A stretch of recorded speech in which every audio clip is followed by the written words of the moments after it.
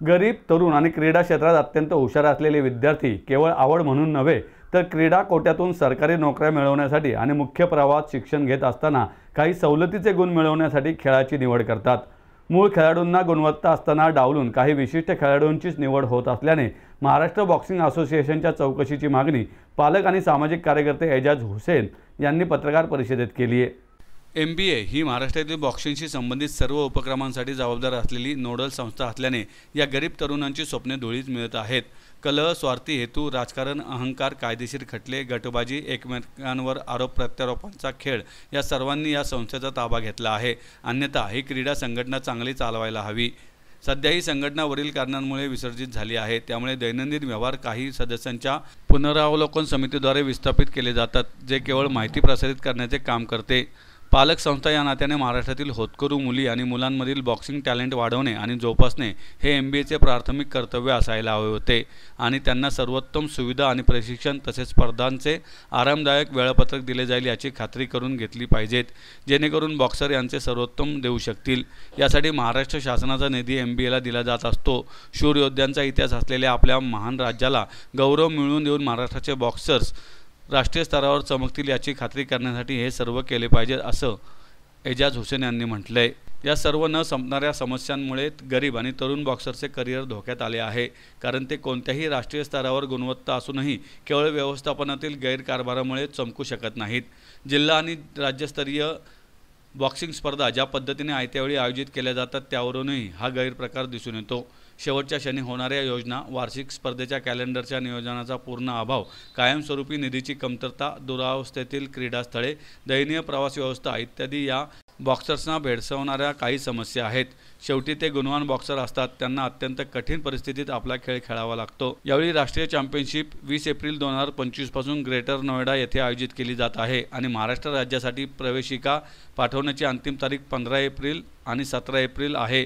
या महिन्याच्या सुरुवातीला तथाकथित पुनरावलोकन समितीकडे ही माहिती आली, परंतु राज्यस्तरीय निवड चाचण्या 15 ते 17 एप्रिल या कालावधीत यवतमाळ येथे शेवटच्या क्षणी आयोजित केल्या आहेत।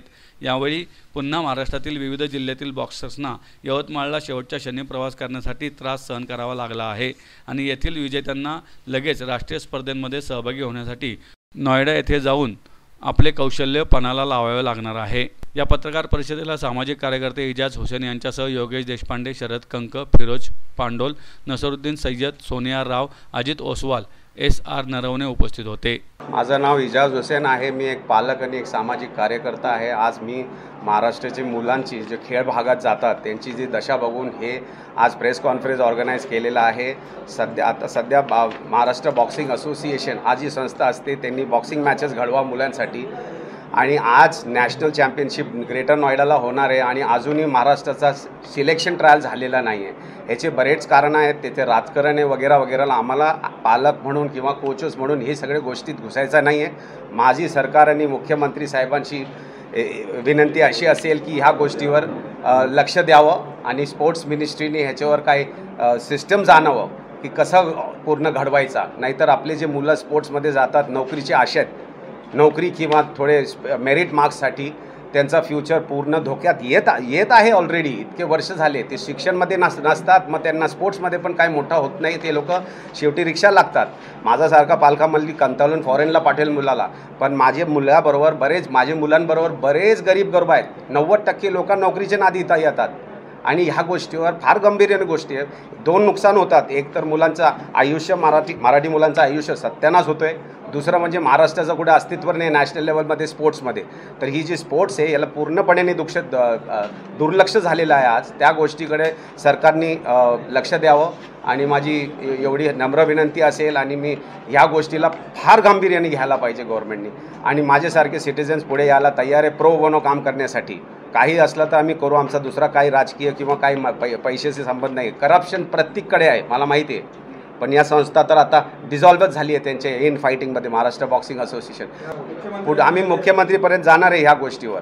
आमच्या मागण्या जर पुढे झालेले, मी प्रत्येक मुलं जे खेळतात महाराष्ट्रात त्यांना रिप्रेझेंट एक पालक म्हणूनच इथं आलेलो आहे। माझा काही राजकीय हेतू नाही, काही नाही। आम्ही पुढे जाणार आहे ह्या गोष्टीला स्टेटनी लवकर ह्या आणि तुम्हाला सांगतो दुसरे स्पोर्ट्समध्ये सुद्धा क्रिकेटला सोडून कुठे काही दुसरे स्पोर्ट्स खेळणाऱ्या मुलांचा फ्युचर काहीच नाही, फक्त पॅशन म्हणून खेळायचा. ज्याची IPF आहे तो खेळू शकतो, ज्याची IPF नोकरीसाठी तिथे जात नाही. MPSCचे कट ऑफ मार्क्स होते म्हणे लेडीजचे वन विभागाची नोकरीसाठी, फक्त स्पोर्ट्समध्ये नॅशनल चॅम्पियनशिप कोण असलं असतं तर 27%, कारण स्टुडंट्सच नाही आपले महाराष्ट्राचे नॅशनल गेलेले. तर ह्या गोष्टी म्हणजे प्रत्येक स्पोर्ट्ससाठी काहीतरी सिस्टम्स सरकारने काढावं ही माझी विनंती असेल. आणि मी मुख्यमंत्रीला लवकरातच भेटणार आहे, त्यांना त्यांच्याकडे रीच होऊन आणि निवेदन पाठवतो आहे आता मी त्यांना, आणि ही रिक्वेस्ट असेल माझी. बाकी